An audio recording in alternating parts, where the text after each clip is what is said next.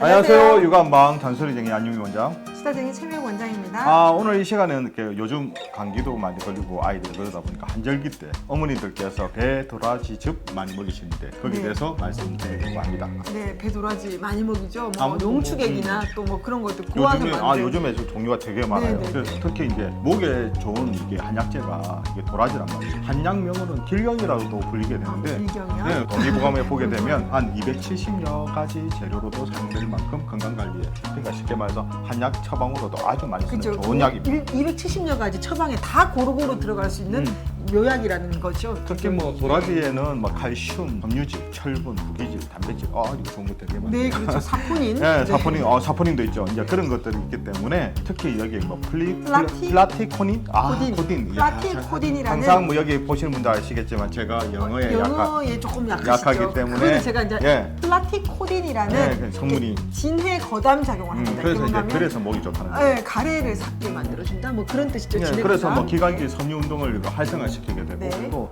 높은 항균력을 위해서 목주의 통증 완화에도 도움이 주기 때문에 길경이 좋다. 그렇죠. 그리고 또 이게 배 같은 경우도 이게 목 건강에도 좋고 면역력에 건강에도 좋은 식품으로 해서 기계를 같이 건강식품으로 많이 나오거든요. 네. 근데 이게 정말 좋은가? 네. 이 부분에 대해서 다시 한번 이제 말씀드리려고 합니다. 네, 저도 환자분들이 저한테 원장님 배 도라지즙은 많이 먹어도 됩니까라고 되게 많이 물어보시더라고요.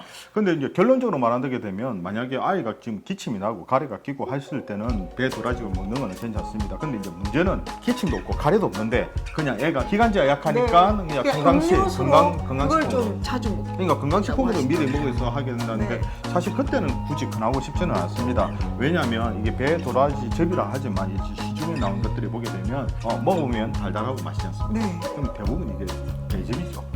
배즙이죠. 배즙이죠. 그러니까 아무것도 안 하는데 이렇게 착즙해갖고 나오는 것도 있더라고요. 요즘에 이게 배 도라지 즙을 이제 두 가지 용어로 알 수 있는데 예전에 이제 정통적 방식으로 이렇게 달여서 만든 중탕식. 그죠, 물을 넣고 중탕한다고 하죠. 그러니까 물이 들어가지 않고 즙을 짜게 되는 착즙식 이게 두 가지로 일단 볼 수가 있습니다. 중탕식과 착즙식 두 가지네요. 예. 또 그에 따라서 이제 식품용도 구분돼야 되는데 또 이게 가접하고 이렇게 물이 섞이게 되면 액상차라고 이제 할 수가 있고 네. 물이 들지 않고 가채즙이 95% 이상 들어가게 되면 야채 주스로 이게 나눠진다. 그 과채 주스. 네, 아까 그러니까 물이 들어가면 액상차. 물이 들어가면 액상. 그리고 이제 아까 중탕식으로 해서 이제 차처럼 이렇게 나올 수도 있겠죠. 그래서 이제 액상차 같은 경우는 보통 이렇게 농축해하고 축출액을 한 70% 정도에서 물 30% 정도로 이렇게 섞게 되는 건데 아무리 액상차가 이게 나쁜 건 아니지만 네. 애기들이 먹는 이 배 도라지 보게 되면 달달하게 맛있단 말이에요. 네. 이게 당이 문제라는 겁니다. 네, 너무 단 게 문제네요. 아이가 지금 기침도 많고 가래가 있다 그러면 한번 이제 먹일 수도 있긴 하지만 평상시 아이가 호흡기 약하고 해서 굳이 그렇게 먹일 필요가 있을까 하는 것이 결론이 되겠죠. 네. 사실 실질적으로 아이가 기침이 나고 가래가 낄 때 한의원에서 한방적으로 예전부터 하는 게 있거든요. 이게 배숙이라는 겁니다. 아, 네. 근데 배숙이라는 것 자체는 이때는 여기에 도라지가 주로 들어간 게 아니라 배 자체로 해서 하는 거거든요. 배 안에 파석을 하게 되는데 네. 거기다 이제 도라지 같은 경우도 조금 좀 넣을 수 넣게 있습니다. 되죠. 배를 왜 끓이나 하면요. 배 속에 있는 강력한 항산화 물질이 있는데요. 루테올린이라는 성분입니다. 이게 끓였을 때 그 성분이 강해지고요. 환절기 때 이런 걸 조금 끓여서 먹이는 건 상당히 도움이 됩니다.